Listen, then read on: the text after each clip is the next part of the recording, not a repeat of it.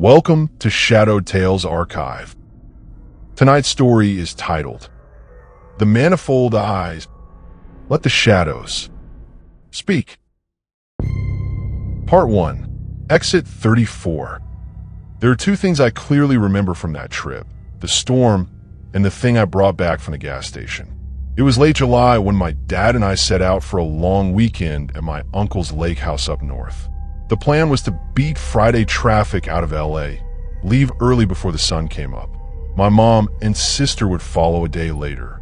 I was 11, old enough to ride shotgun, old enough to stay awake through the first hour of driving, but not old enough to remember the exact moment I fell asleep.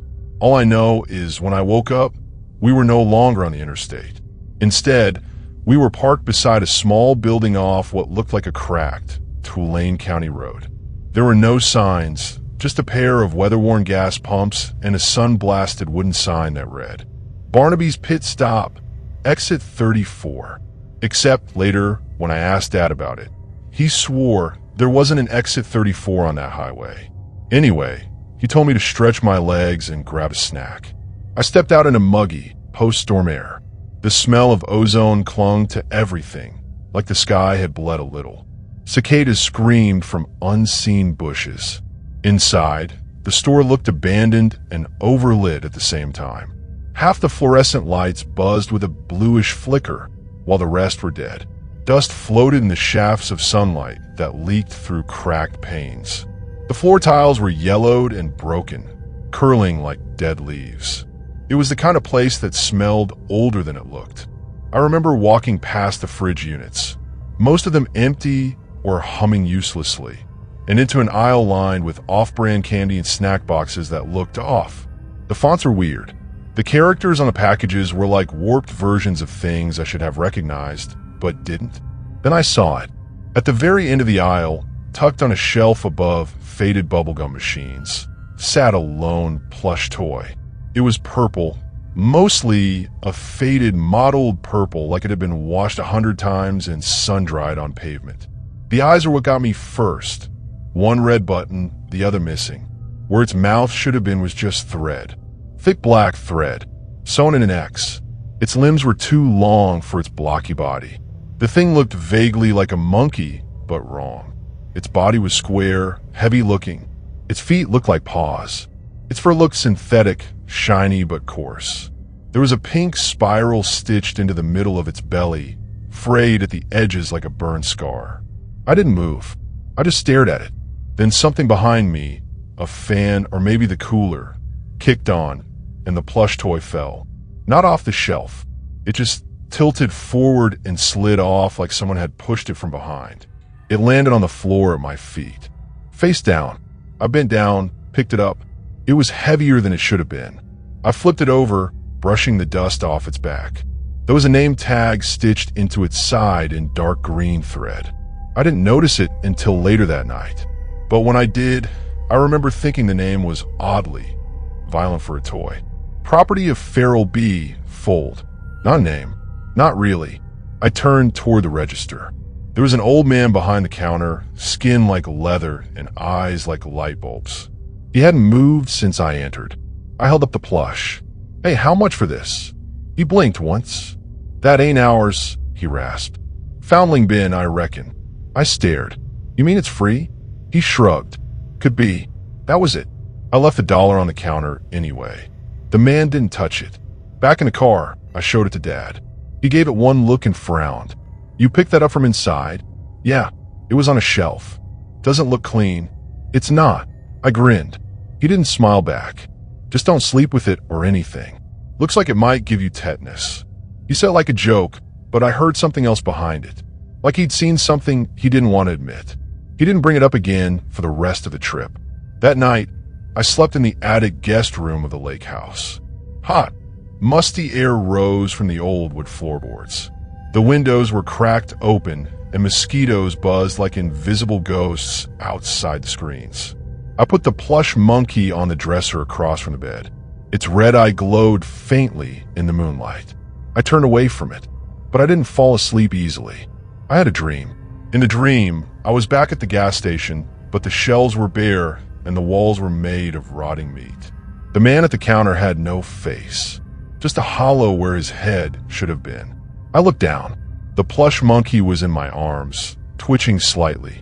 It hummed like it had something small and alive trapped inside. The humming turned into a voice. Not speaking, not singing, just a string of notes, ascending and descending, like the start of a music box or a code being sent over an old radio line. And then it stopped. I looked up.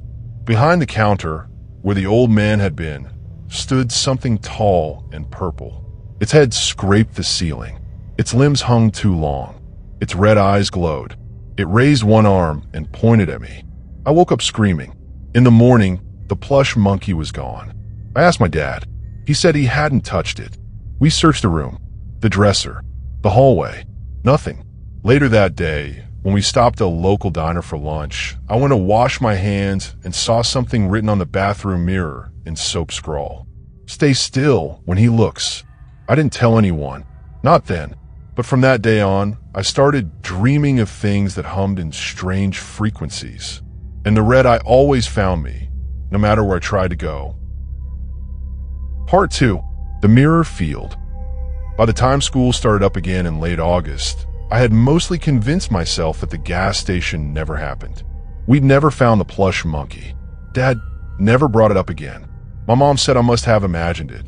And honestly, I wanted to believe her. 11-year-olds don't usually walk around thinking about interdimensional plush monsters. But things changed after that night. For one, I started waking up with scratches. Thin red lines across my shoulder blades or my neck, too shallow to bleed, too sharp to be accidental.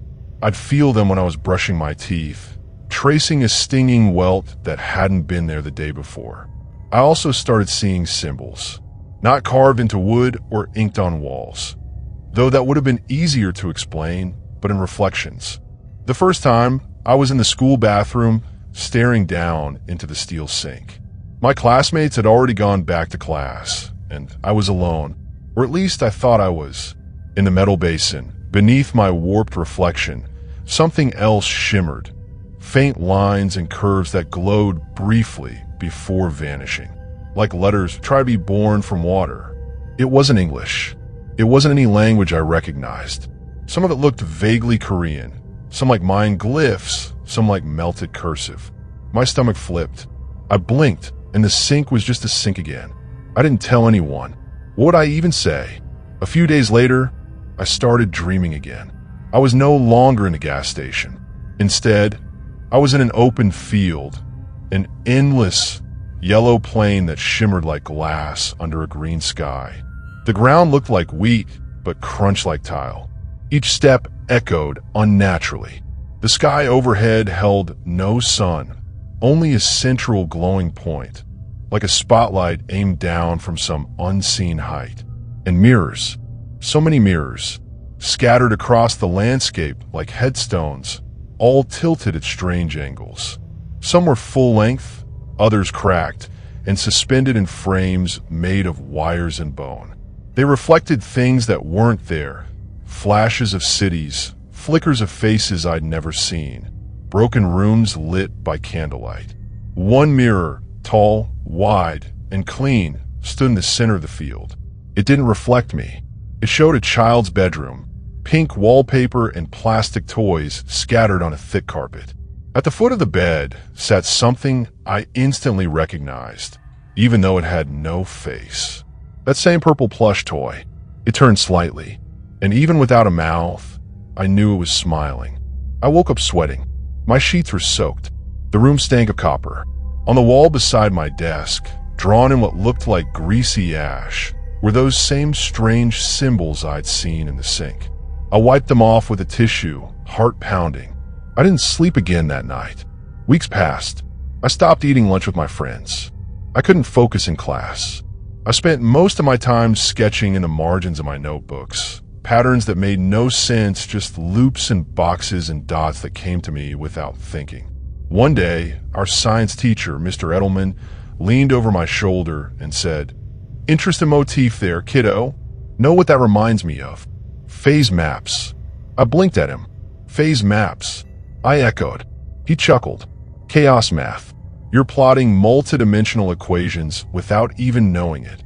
He meant it as a joke, but something about his tone, his smile, made me feel like he knew more than he let on. I asked to go to the nurse and never came back to that class again. Things escalated the night of the thunderstorm. It was late September. I remember because it was the first time I saw him in the waking world. I was walking home from my friend Mateo's place. It had rained, but not hard. The sidewalk glistened under the streetlights, and the night air felt heavy, like a breath held too long. I stopped at the corner before my block. That's when I saw it. Across the street, under a flickering street lamp, stood something tall and slouched, coated in shadow. It was wearing something that looked like fur, but didn't move in the breeze. Its arms dangled almost to the ground. Its body was boxy. Its legs were thin, and where its face should have been was just a smooth, purple dome, one red, glowing eye at the center. I froze. It raised its hand, if that's what you'd call it, and pointed at me.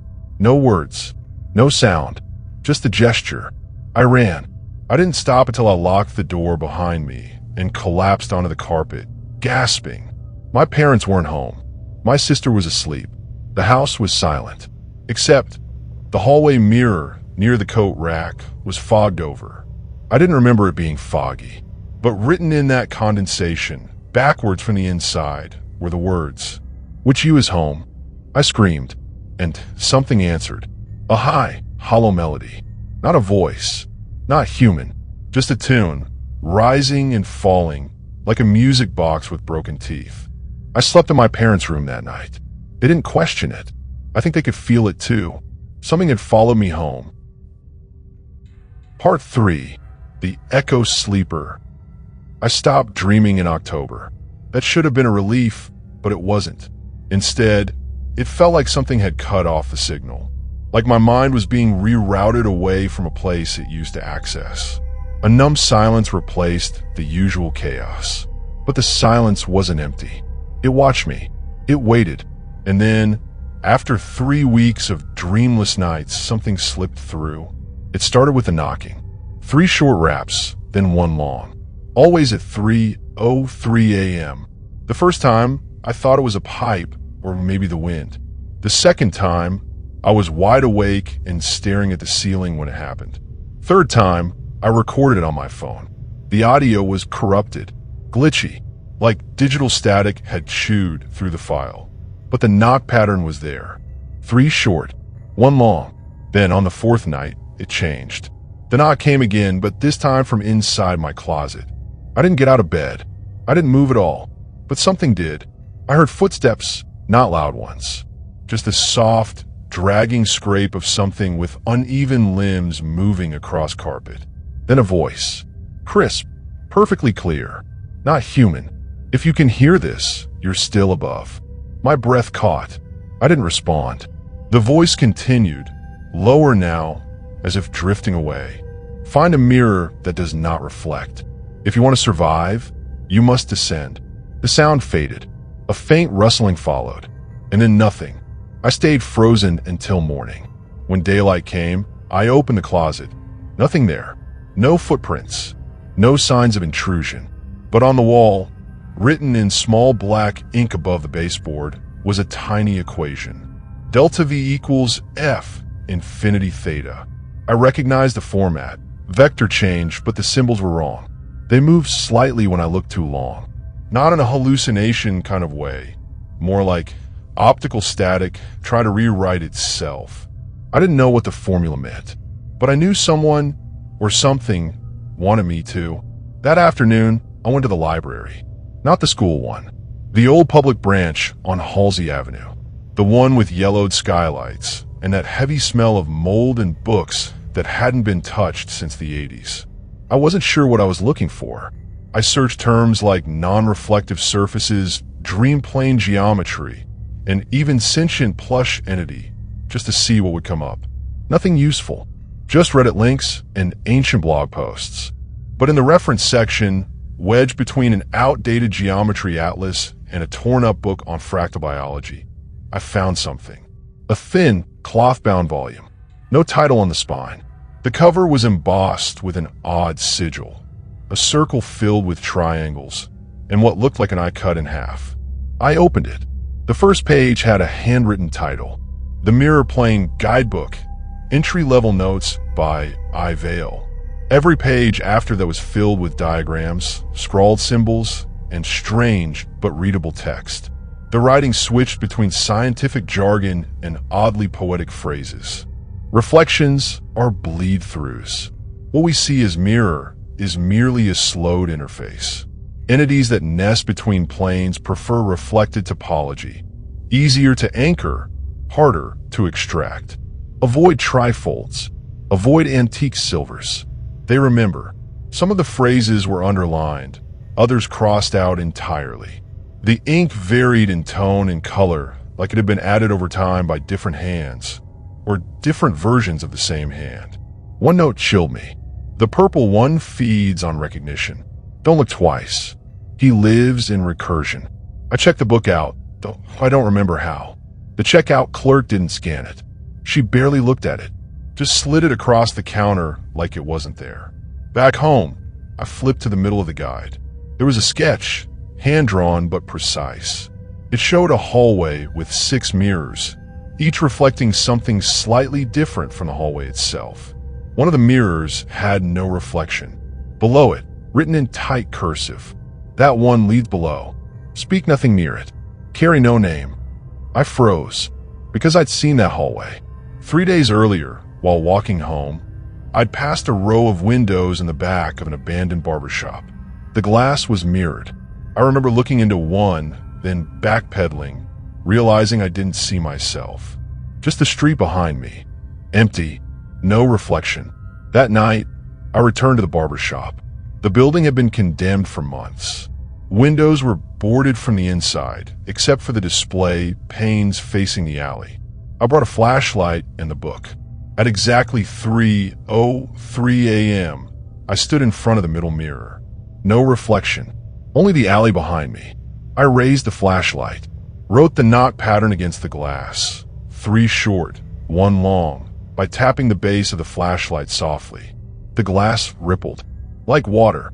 Then the air around me changed. The night sounds died instantly. No wind, no distant car horns. Just thick, ringing silence. And a voice behind me. Not the plush thing. Not the croaking whisper I'd heard in dreams. This one was female. Mechanical. Calm. You've reached the edge of consensus, it said. If you move forward, you may not return with continuity. I turned slowly. The thing standing there wasn't human. Not entirely. It looked like a person wrapped in cables, gray skin, no eyes, and a set of metallic coils running across its jawline like braces. It gestured at the mirror. Choose a version where you can still exist. Then it vanished, and I was left staring into the glass. No reflection, just a glowing hallway beyond the frame. I raised my hand, touched the surface, and felt it give way. Part 4. The Hall Without Time. When I stepped through the mirror, it wasn't like entering another room. It was more like falling through a sentence that forgot how to end. For a moment, I didn't exist. Not the way I remembered. I could still feel my body, but only in pieces. My left foot arrived first, then my right arm, then my sense of smell. They stitched together slowly, like a corrupted file rebuilding itself in real time. The hallway I emerged into looked identical to the one behind the barbershop, but I knew better, because the lights here flickered in a pattern that didn't make sense. 3 flashes, then a pause, then 2, then 1, then back to 3. It wasn't random. It was pulsing in a rhythm, a countdown, a code, and then there were the mirrors. Each wall was lined with tall panes of reflective glass. Some were cracked, some were pristine, but none of them showed me. Instead, they showed other versions of the hallway. Same structure, same fluorescent lights, but with differences. One hallway was flooded, ankle-deep in black water. Another was filled with hanging light bulbs, swinging slowly without wind. One was scorched, the glass warped and smoke-stained. But in all of them, the thing I noticed most wasn't what was in the reflection. It was what was watching me through them. Not directly, not yet, but from a distance, in each pane, I could make out a figure. Purple, tall, crooked, sometimes just a silhouette behind the fog. Other times, a glint of a red, unblinking eye. It was in all of them. I moved forward. Each step made the floor ripple like it was breathing. The walls stretched slightly as I passed, then snapped back when I looked away. After about 30 feet, I found a door. Or maybe it found me. It hadn't been there a second before. Now it stood directly in front of me. A steel frame, painted red, with a plaque screwed into the center of that red. Below is where names unmake. No handle, no hinges. I pressed my palm against it. It dissolved. Inside was a room that shouldn't exist. It was circular, far larger than the hallway, impossibly big for the building I had entered. The walls were a shifting gray, made of some smooth, rippling substance that looked like mercury under tension. In the center of the room stood a pedestal, and on it, a doll. Not the same one I'd found in the gas station. No, this one was worse. It had 3 heads, each with a single red eye. The limbs were stitched from mismatched fabrics, some leathery, some fuzzy, some wrapped in what looked like burlap soaked in something brown. Each hand had 5 fingers, but no 2 were alike. The doll's chest rose and fell. It was breathing. As I stepped closer, its head turned. Not all at once. One moved first, then the next a second later, and the last after that, like time was tripping over itself, trying to keep up. They spoke in chorus. Not overlapping. Not unison. A cascade of voices that hit like wind chimes struck with knives. You brought the shape. You saw in dream. Now it sees you back. I froze. I wanted to ask what it meant, but I couldn't speak. My voice had gone missing, swallowed somewhere between mirrors. The doll's middle head opened its mouth. Inside wasn't a tongue or teeth, but a spinning wheel of symbols, turning slowly like a lock searching for a combination. This is the recursion. It hissed. You name it, and it grows. You fear it, and it learns. I stepped back. The walls shivered. The room dimmed. And then I felt it. Behind me. I didn't turn. I didn't have to. The red glow warmed the back of my neck. I smelled static and soil, like wires buried underground for too long. And I heard the tune. The same tune from my dreams. The broken music box. The descending lullaby that looped into itself like a noose. Something reached out, not to grab me, to tap me. 3 times. Then once more. 3 short. 1 long. Like the knock. I turned. It wasn't a man. It wasn't a monster. It was what I had seen in the mirror all along, but wrong. Its form shimmered, flickering between plush and flesh, between mascot and mannequin. Its eyes weren't just red. They were deep, black holes painted over with light. They moved even when the head stayed still. It didn't walk. It tilted forward, like a marionette with strings being yanked from all directions. Its arms bent backward, claws dragging lightly across the floor. And it opened its mouth. Finally, for the first time, I saw it. The mouth was too wide. It unzipped from neck to navel, revealing a mirror inside. Not glass. Something older. Something hungry. Inside that reflection, I saw myself. But not now. Not here. I saw me back at home. Asleep in bed. Blankets curled around me. Breathing slow. Then the thing stepped forward. And my reflection in the mirror tilted its head. Like it saw me too. Part 5. The version that wears me. It took everything I had to turn away from the mirror inside its mouth. But even as I looked down, I still felt it watching me. Not with its eyes, but with mine. Somehow, it had learned how to mimic my reflection. Not just a visual echo, but a rhythm. A pattern. A signature. And now it was trying to overwrite me. The 3-headed doll on the pedestal began to shake. One of the heads began to scream. Not in sound, but in symbols. The spinning wheel inside its mouth accelerated, ejecting glyphs that stuck to the walls like flaming insects. I staggered backward, shielding my eyes as the light warped and the mirror inside the creature's chest began to hum louder. Not like an engine, like memory being recorded. That's when I saw it again. My reflection inside the mirror mouth had moved. It wasn't lying in bed anymore. It was sitting upright, watching me from the other side of the glass. And then it smiled. My own face. My own teeth. But something in the way they curved, the way the smile didn't reach the eyes, it was wrong. So precisely wrong it made me want to claw my own skin off. Then it lifted its hand and reached toward the inside of the mirror, toward something next to its bed, and I knew what it would grab before it did. The book. The mirror-plane guidebook. The one I'd found in the library. Only, I hadn't taken it home. Had I? I couldn't remember. And that was the moment I realized what this place truly was. It wasn't another world. It wasn't a dream space. It was a recursive trap. A space built between mirrors that loops your recognition until you forget who is watching who. If I stayed too long, I would become the reflection, and the thing where my body would be the one waking up tomorrow. I turned to run. The corridor I came through is gone. Only mirrors now. Hundreds of them, floating in a circle, rotating slowly like orbiting moons. Each showed a different version of my room. My school. My family. In one, my dad was crying over a photo album. In another, my sister was staring at a closed casket. In another still, I was standing in the kitchen, covered in soot, smiling at my mom like nothing was wrong, except that my shadow was missing. I screamed and fell to my knees. Something pulsed beneath the floor like a heartbeat. The creature didn't move, but its hum grew louder. The note climbed upward like a siren, winding itself into crescendo. Then the words came again. You look too long. Now it remembers you.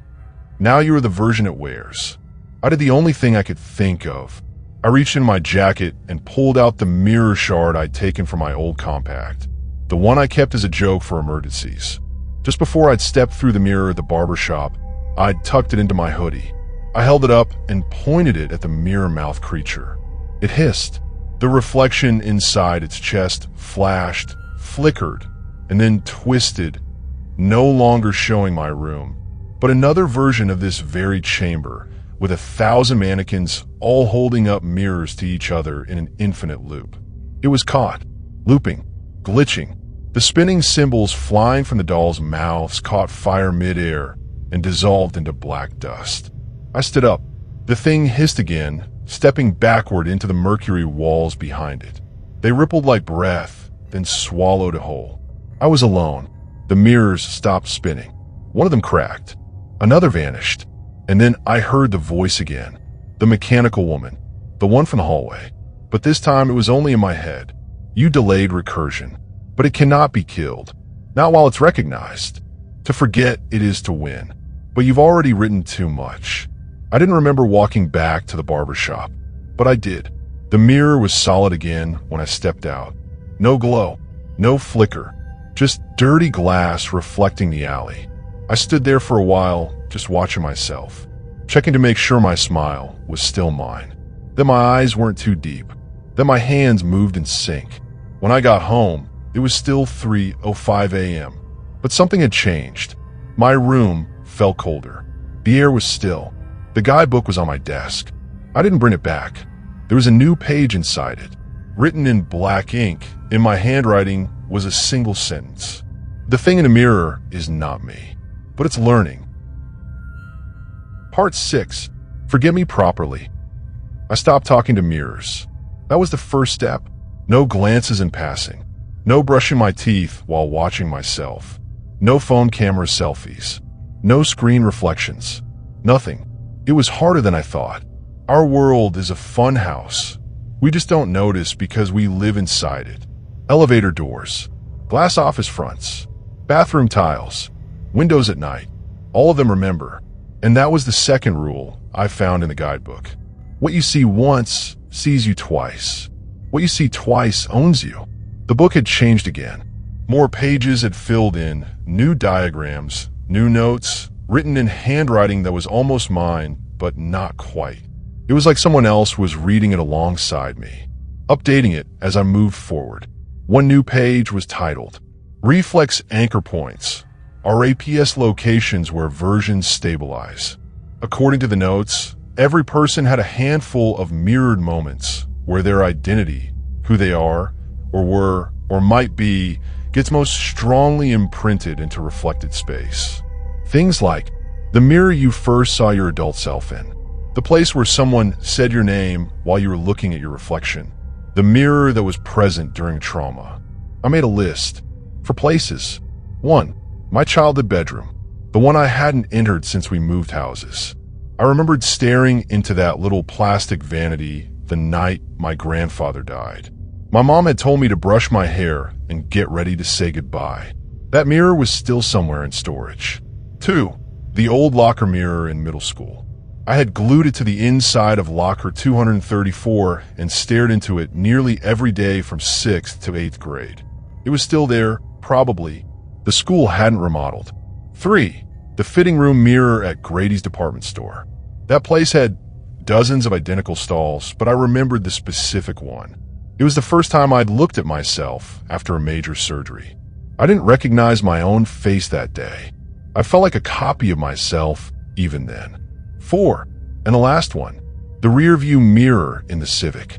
My dad's old car, the one he totaled in the crash 3 years ago. The mirror had cracked, but I'd kept the broken shard. It was in a box in the garage. I didn't know what I was doing at first, but I had a theory. Each of those mirrors had helped define me, echoed me back into the world. If the creature was feeding off my identity, my reflected signatures, then maybe I could burn those echoes out, collapse the anchors, break the tether, or maybe I'd just go insane. But at this point, it didn't matter. The first test was a shard. I waited until after midnight, when the house was quiet, then went into the garage. I found the box, still labeled junk, don't throw, and pried it open with trembling fingers. The mirror shard sat between an old pair of headphones and a plastic keychain. I picked it up. It was cold, too cold. Even after 3 years, it hummed faintly, like a tuning fork pressed against memory. I took it outside, lit a candle, whispered the phrase from the book, something not in any language I knew, something that tasted like wet metal in my mouth. Soon XRA. I released the watch from watching. The shard vibrated, then cracked. A thin blue-black flame ignited along its edge, flickered once, then vanished into smoke. I felt a pain behind my eye, like someone had stabbed a penlight into the base of my brain. Then it passed, and something loosened in my chest. I hadn't even realized how tightly I'd been wound. The next day, I skipped school, made my way to the old middle school. The place looked smaller than I remembered. The locker was still there. 234. I brought a screwdriver, pried the tiny rectangular mirror from inside. Nobody stopped me. The hallway was empty, the fluorescent lights buzzing like they were half asleep. This time, I didn't wait for midnight. I sat on the curb outside, held the mirror in both hands, and whispered the same phrase. Soon XRA. The glass didn't break, but the reflection inside shimmered, then blinked, like it had been something, or someone, then went blank. I placed it gently on the sidewalk, then stepped on it. It shattered, and this time I felt nothing. One by one, I worked through the list. Each time I burned or shattered a mirror, the world got slightly duller. Not bad, just quieter. The hum went away. The reflections in store windows stopped twitching at the edges. Even the guidebook stopped updating. Until this morning, when a new page appeared, entirely black ink, no diagrams. Just 5 words in tall, thin letters. Now it forgets, but not all. And that's when I knew. I had done enough damage to force it out, but it had found another version of me to wear. One that hadn't burned his reflections. One who had kept looking in mirrors. One who was still dreaming. Tonight, I plan to go back to the mirror behind Barnaby's pit stop, the gas station from that first trip. I didn't think it was real, but it is. It's still there. I found it on an old map in the Public Records Archive, listed as condemned since 1996. And yet, if I search for it in Google Maps today, it's not there. I have to return, not to run, but to find the version of me that never left, and kill him before he learns how to come through. Part 7. The copy that waited. Barnaby's pit stop wasn't on any GPS. I had to trace it using a paper map from the county archive, following the faded yellow trail of Route 74 until it split into an unnamed service road just before the hills. It took me nearly 4 hours of backtracking and gravel turns before I saw it, hidden behind overgrown pines and a rusted cattle gate. The sign was still there, warped wood, black lettering barely legible beneath moss and rain stain. Barnaby's Pit Stop, Exit 34. Except Route 74 doesn't have an Exit 34. Not in this reality. I parked under a broken lamppost. No other cars. No animals. No wind. The air was stale, like something had been breathing here too long. The gas station looked almost exactly as I remembered, minus the color. Everything was washed out, like someone had set the world to grayscale and never fixed it. The windows were fogged from the inside. One of the pumps was knocked over, split open like a peeled ribcage. I grabbed my pack. Inside, the mirror-plane guidebook, a shard of the last mirror I broke, and the photo of me at age 8, holding the purple plush toy in front of this very building. Except that photo shouldn't exist. I never remembered taking it. My dad said no such picture was ever developed. But it was real now. I could feel the static hum from it just touching the glossy surface. I stepped forward. The door creaked open before I touched it. Of course it did. The inside was worse than I remembered. The layout was identical, but the shelves had grown taller, towering like canyon walls, narrowing the aisles. The fluorescent lights blinked in slow Morse, and the floor sagged beneath my weight. At the end of the aisle, beyond boxes of warped cereal and snack bags with unreadable fonts, sat the mirror. Not hung, standing, framed in rusted metal and bone. The same mirror that had been inside the creature's mouth. And in it, I saw myself, or what used to be me. He looked up. Same age, same haircut, same eyes, but not the same. His smile was wrong, too deliberate, too practiced. He stood behind the glass like he'd been waiting for a ride home. Behind him, a version of my bedroom, perfectly still. Time paused in mid-breath. He placed his hand on the glass. I didn't move. Then he spoke. You forgot too late. His voice was close, not through the mirror, around me, like it was being whispered from inside my bones. I'm cleaner than you now. You're corrupted. You burn your echoes. You won't last. I stepped closer. The air around the mirror began to pulse. A soft chant began, faint, layered, dozens of voices murmuring the same 5 syllables. Sunex Ratel. Sunex Ratel. He stepped back. I raised the mirror shard from my pack, held it up to the larger glass. His smile broke. You'll trap us both, he hissed. You think you're the original?